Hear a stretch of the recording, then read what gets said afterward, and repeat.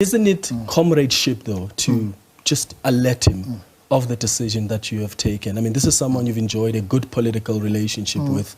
You were the chairperson of this organization. Correct. You were there very early on as well. He found out through the media that you're quitting. Isn't it comradeship to say, yo, and I know earlier he said you've sent him messages inviting him to your daughter's birthday. He didn't respond.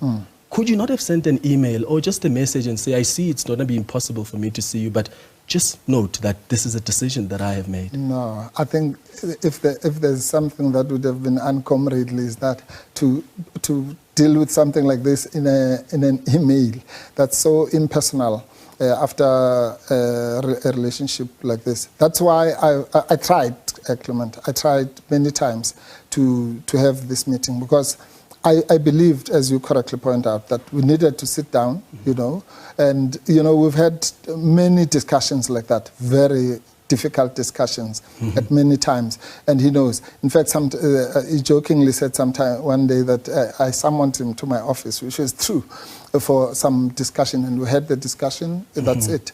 And I think he also revealed what happened before the previous NPA when he was saying to me, no, let me not stand against Floyd and so on. And I told him, no, I'm not going to do it.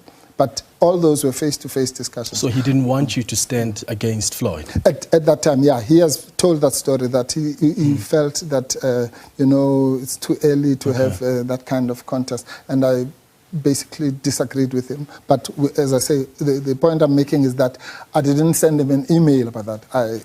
We had a meeting, we sat, we agreed to disagree, and I tried to do that. But I was not going to.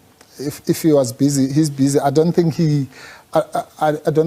maliciously did not want to have the meeting, but it just didn't happen. So that's life. There's no Bible that says we must have that meeting. Okay. Did you enjoy working with him, though? Absolutely. I think Julius Malema is honestly one of the most brilliant politicians in this country, and I think that he's just a gifted politician. And I noticed that even when we were still in the Youth League, and that's probably why I even joined the EFF. So I've been there for 11 years. We built it. All of us, we built it together. And it was blood and sweat. No regrets. If I had to do that for another 11 years, I'll do it again. Yeah. So it's not this is not a personal thing. There's a difference between this, what I'm doing now, to, for example, the way I left the ANC. Because when I left the ANC, I was completely disgruntled with the policies, with the direction it was taking. I was just feeling that, this thing has just lost it. So this is not that same kind of thing. I still believe that sometime in the future, there is going to be room for this coalescence of progressive forces. And that even includes the ANC, by the way. I think the right-wing elements within the ANC will hopefully drift away to the DA, and the true ANC people will be with us. Yeah.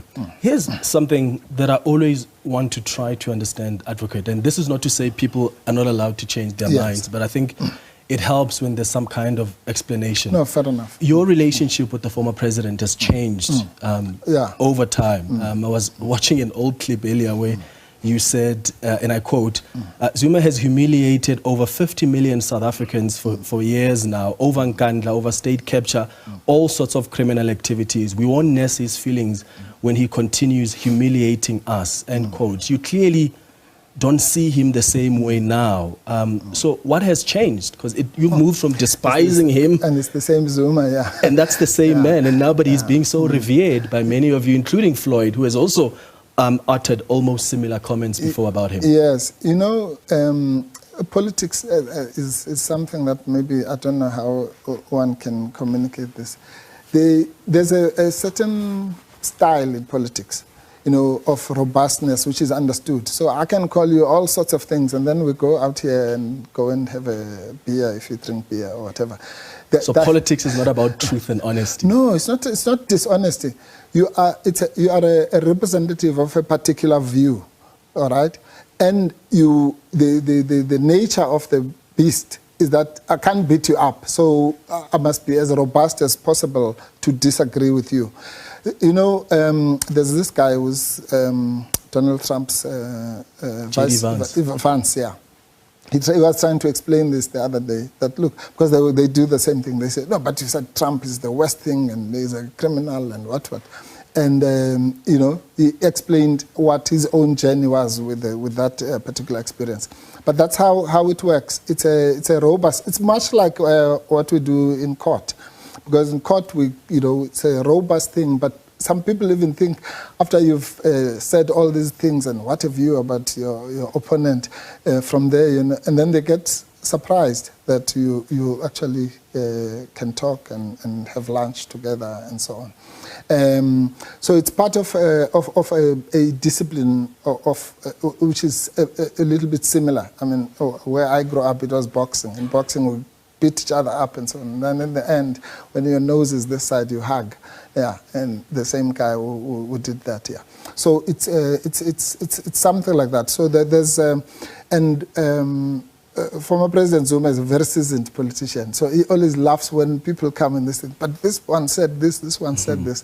He laughs his lungs out. So to be clear, you didn't mean all of what you said then at the time? No. I don't mean. You didn't mean it? No, I'm not saying I didn't mean it. I meant it in the sense that... In the context. Because in the context was, for example, might have been that don't vote for him.